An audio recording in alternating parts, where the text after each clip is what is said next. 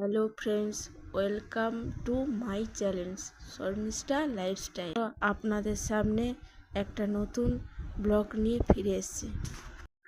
আজকের রেসিপি কাঁচকলা আলু চারাপোনা মাছের ঝোল।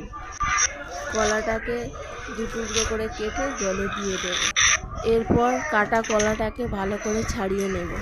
জলে দিয়ে নুন হলুদ দিয়ে জলে ভালো করে ধুয়ে নেব, যাতে এই কলার যে আটা ভাব সেটা চলে যায়। এবার আমি আলুটাকে ভালো করে ছাড়িয়ে নেব, ছাড়িয়ে পিস করে কেটে নেব। এরপর আলুটাকে ভালো করে জল দিয়ে ধুয়ে নেব। ধুয়ে কলা আর আলুটাকে একটা পাত্রে তুলে নেব।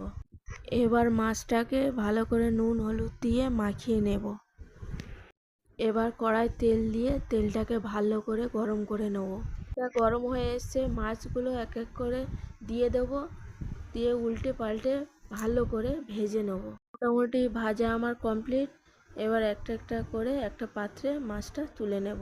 দেখো, মাছটা আমি তুলে নিয়েছি। ওই তেলে আমি আলু কটা দিয়ে দেবো আর নুন হলুদ দিয়ে আলুটা ভালো করে লাল লাল করে ভেজে নেব। আলুটা মোটামুটি আমার ভাজা হয়ে গেছে। আলুটা এবার তুলে নিয়ে একটা পাত্রে রেখে দেব।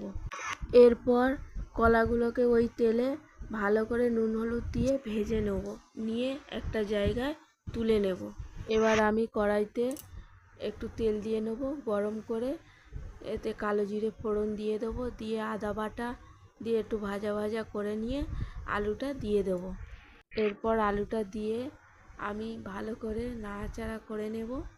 নিয়ে একটু ভাজা ভাজা হয়ে গেলে দিয়ে দেব নুন হলুদ লঙ্কার গুঁড়ো দিয়ে মশলাটা ভালো করে কষিয়ে নিয়ে জল দিয়ে দেবো। জলটা দিয়ে একটু নাড়াচাড়া করে নিলাম। এবার কিছুক্ষণ এটা ফুটিয়ে নেব। আলুটা সেদ্ধ হয়ে গেছে, এখন কলাটা দিয়ে নাড়াচাড়া করে নেব।